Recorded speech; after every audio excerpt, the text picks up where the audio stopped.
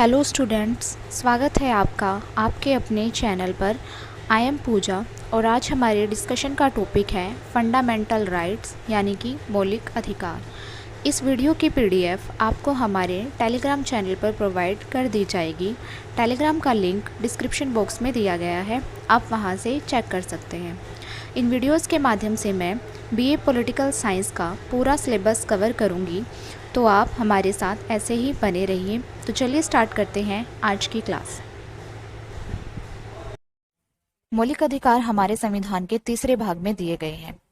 जैसे जीवन जीने के लिए पानी की आवश्यकता होती है, उसी तरह व्यक्ति के विकास के लिए मौलिक अधिकारों की आवश्यकता है। हमारे संविधान के भाग 3 में आर्टिकल 12 से लेकर 35 तक सभी मौलिक अधिकारों को शामिल किया गया है। जब हमारे संविधान का निर्माण हुआ था तो उस टाइम 7 अधिकार हमें मिले हुए थे, लेकिन वर्तमान में केवल 6 अधिकार हैं। इनमें से जो 7वां अधिकार था, संपत्ति का अधिकार, उसको 1978 में 44वें संविधान संशोधन द्वारा मौलिक अधिकारों के भाग से हटा दिया गया है और इसे कानूनी अधिकार बना दिया गया है। तो अभी हमने देखा कि संविधान के भाग 3 में आर्टिकल 12 से लेकर 35 तक मौलिक अधिकारों को शामिल किया गया है। तो अब हम इन अलग अलग आर्टिकल्स को अलग अलग देखेंगे।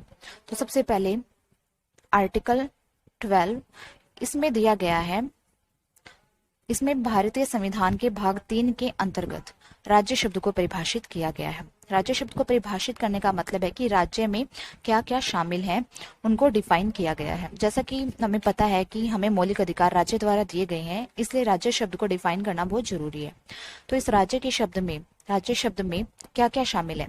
इसमें एक तो सरकार शामिल है, संसद शामिल है, विधान पालिका शामिल है, संस्थाएं शामिल है और सुप्रीम कोर्ट भी राज्य के अंतर्गत आता है। तो इस प्रकार आर्टिकल 12 में राज्य शब्द को परिभाषित किया गया है। इसके बाद आता है आर्टिकल 13। इसमें बताया गया है कि यदि कोई कानून है जो मौलिक अधिकारों का उल्लंघन करता है, तो सुप्रीम कोर्ट या हाई कोर्ट को यह अधिकार है कि वो संविधान को असंवैधानिक घोषित कर सकता है। मौलिक अधिकारों को 6 भागों में बांटा गया है। सबसे पहला मौलिक अधिकार है समानता का अधिकार, जो कि आर्टिकल 14 से 18 में दिया गया है। दूसरा है स्वतंत्रता का अधिकार, आर्टिकल 19 से 22 तक। तीसरा है शोषण के विरुद्ध अधिकार, आर्टिकल 23 से 24 तक। चौथा है धार्मिक स्वतंत्रता का अधिकार, आर्टिकल 25 से 28 तक। पांचवा है संस्कृति और शिक्षा से संबंधित अधिकार, आर्टिकल 29 से 30 तक। छठा है संवैधानिक उपचारों का अधिकार, आर्टिकल 32। अब इन आर्टिकल्स को हम अलग अलग देखेंगे। सबसे पहला था समानता का अधिकार। समानता के अधिकार के अकॉर्डिंग हमारे संविधान में सभी व्यक्तियों के साथ समान रूप से व्यवहार किया जाता है। किसी के साथ भी किसी भी आधार पर भेदभाव नहीं किया जाता, लेकिन स्त्रियों, बच्चों और पिछड़े वर्गों के लोगों के लिए विशेष सुविधा के नियम बनाने का अधिकार हमारे संविधान में दिया गया है। आर्टिकल 14 में दिया गया है कानून के समक्ष समानता। कानून के समक्ष समानता का अर्थ होता है कि कानून के सामने सभी व्यक्ति समान हैं और कानून सभी व्यक्तियों पर समान रूप से लागू होता है। आर्टिकल 15 में धर्म, नस्ल और जाति, लिंग या जन्म के आधार पर भेदभाव करने का निषेध है। यानी कि किसी भी व्यक्ति को, चाहे वो किसी भी धर्म का हो, किसी भी जाति का हो, स्त्री हो या पुरुष हो, उसका जन्म कहीं पर भी हुआ हो, किसी भी आधार पर उसके साथ भेदभाव नहीं किया जाएगा। आर्टिकल 16 में लोक नियोजन के लिए अवसर की समानता दी गई है। यानी कि हमारे देश में सभी नागरिकों को समान अवसर दिए गए हैं, उनके साथ किसी भी आधार पर भेदभाव नहीं किया जाता। आर्टिकल 17 में अस्पृश्यता का निषेध किया गया है, यानी छुआछूत का विरोध किया गया है। पहले के टाइम में ये छुआछूत की प्रथा बहुत चल रही थी, लेकिन हमारे संविधान में मौलिक अधिकारों के आर्टिकल 17 में इसका विरोध किया गया है, इसके लिए कानून बनाया गया है। आर्टिकल 18 में उपाधियों का निषेध दिया गया है। उपाधियों के निषेध का अर्थ होता है कि हमारे देश के नागरिक किसी भी विदेशी उपाधि को ग्रहण नहीं करेंगे। नेक्स्ट है स्वतंत्रता का अधिकार। हमारे देश में लोकतंत्रीय शासन प्रणाली है और लोकतंत्र में स्वतंत्रता को ही जीवन माना जाता है, इसलिए व्यक्तियों को यहाँ पर स्वतंत्रता दी गई है। तो सबसे पहले आर्टिकल 19, इसमें 6 प्रकार की स्वतंत्रता भारतीय नागरिकों को दी गई है। सबसे पहले आर्टिकल 19A में भाषण और अभिव्यक्ति की स्वतंत्रता दी गई है, यानी हर एक व्यक्ति को बोलने की स्वतंत्रता है, अपनी बात रखने की स्वतंत्रता है। दूसरा है आर्टिकल 19B में शांतिपूर्ण निशस्त्र एकत्रित होने की स्वतंत्रता है, यानी हर एक व्यक्ति बिना शस्त्रों के शांतिपूर्वक कहीं पर भी इकट्ठे हो सकते हैं। तीसरा है आर्टिकल 19C। इसके अनुसार सभी लोगों को संघ या समुदाय बनाने की स्वतंत्रता हमारे संविधान में दी गई है। उसके बाद है आर्टिकल 19D। इसमें हमारे भारतीय देश के किसी भी कोने में घूमने की स्वतंत्रता हर एक नागरिक को दी गई है। उसके बाद है आर्टिकल 19E। इसमें जैसे हमें घूमने की स्वतंत्रता मिली है, उसी प्रकार हमें किसी भी क्षेत्र में रहने और बसने की स्वतंत्रता दी गई है। उसके बाद है आर्टिकल 19F।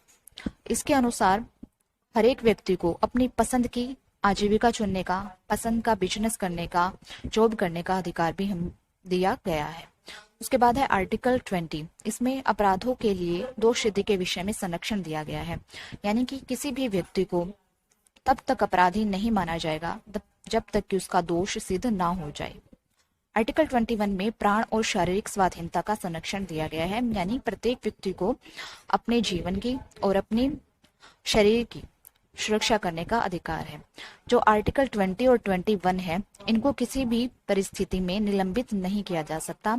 बाकी अधिकारों को तो आपातकालीन स्थिति में हम निलंबित कर सकते हैं, लेकिन 2 आर्टिकल्स हैं, इनको निलंबित नहीं किया जा सकता। उसके बाद है आर्टिकल 21A, जो कि हमारे संविधान में 2002 में 86वें संविधान संशोधन के द्वारा जोड़ा गया है। इसमें राज्य को ये कर्तव्य है कि सभी बच्चे हैं जो 6 से लेकर 14 साल तक के, उनको निशुल्क और अनिवार्य शिक्षा प्रदान करें। उसके बाद आर्टिकल 22 में बंदीकरण और निरोध से संरक्षण दिया गया है, यानी कि किसी व्यक्ति को जब बंदी बनाया जाता है तो उसे उसके बंदी बनाने का कारण बताया जाता है।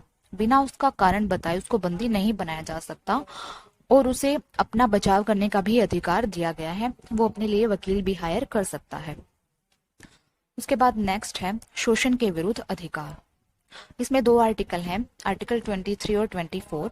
तो आर्टिकल 23 में मानवीय व्यापार पर रोक लगाई गई है, यानी कि मानव का व्यापार नहीं कर सकते, उसको बेच नहीं सकते। बाल श्रम पर रोक लगाई गई है, बाल मजदूरी नहीं करवा सकते हम। तीसरा, बंधुआ मजदूरी पर भी रोक लगाई गई है। आर्टिकल 24 में 14 साल से कम उम्र के बच्चों को जोखिम भरी कारखाने, खादान या किसी भी खतरनाक गतिविधियों में कार्य करने पर भी रोक लगाई गई। उसके बाद है धार्मिक स्वतंत्रता का अधिकार। आर्टिकल 25, 26, 27 और 28 में धार्मिक स्वतंत्रता का अधिकार दिया गया है। आर्टिकल 25 के अनुसार सभी व्यक्तियों को यह स्वतंत्रता है कि वो किसी भी धर्म को मान सकते हैं, उसका प्रचार कर सकते हैं। आर्टिकल 26 में सभी व्यक्तियों को धार्मिक प्रबंधन करने की स्वतंत्रता हमारे संविधान द्वारा दी गई है। आर्टिकल 27 में धर्म की वृद्धि के लिए कर देने से स्वतंत्रता दी गई है, यानी कि सरकार धर्म के नाम पर नागरिकों पर कर नहीं लगा सकती, उन्हें कर देने से पूरी छूट दी गई है। आर्टिकल 28 में वे सभी शैक्षणिक संस्थान जो राज्य के राजकीय कोष से संचालित होते हैं, उनमें किसी भी प्रकार की धार्मिक शिक्षा संस्थान के माध्यम से नहीं दी जाएगी, यानी धार्मिक शिक्षा में उपस्थित होने से स्वतंत्रता दी गई है। उसके बाद है संस्कृति और शिक्षा से संबंधित अधिकार। आर्टिकल 29 में अल्पसंख्यकों के हितों का संरक्षण किया गया है, यानी उनकी संस्कृति, भाषा और लिपि को संरक्षित करने का अधिकार अल्पसंख्यकों को दिया गया है। और आर्टिकल 30 में इन अल्पसंख्यकों को शिक्षा संस्थानों की स्थापना करने और प्रशासन करने का भी अधिकार दिया गया है। नेक्स्ट है संवैधानिक उपचारों का अधिकार। इसे हम संविधान की आत्मा और हृदय भी कहते हैं। आर्टिकल 32, इसमें प्रत्येक नागरिकों को मौलिक अधिकारों की रक्षा के लिए सर्वोच्च न्यायालय से प्रार्थना करने का अधिकार है, और ये प्रार्थना करने के बाद सुप्रीम कोर्ट जो है वो मौलिक अधिकारों को लागू करने के लिए रिट जारी कर सकता है। ये रिट 5 प्रकार की रिट है। तो सबसे पहले रिट है बंदी प्रत्यक्षीकरण। इसमें कोर्ट गिरफ्तार व्यक्ति को न्यायालय में पेश करने के लिए आज्ञा देता है, ताकि वो ये बात साबित कर सके कि जो व्यक्ति को गिरफ्तार किया गया है वो कानूनी दृष्टि से सही है या गलत है। यदि सही होता है तो उसको बंदी बना लिया जाता है, लेकिन वो गलत होता है तो उसको छोड़ने की आज्ञा भी दे दी जाती है। नेक्स्ट है परमादेश।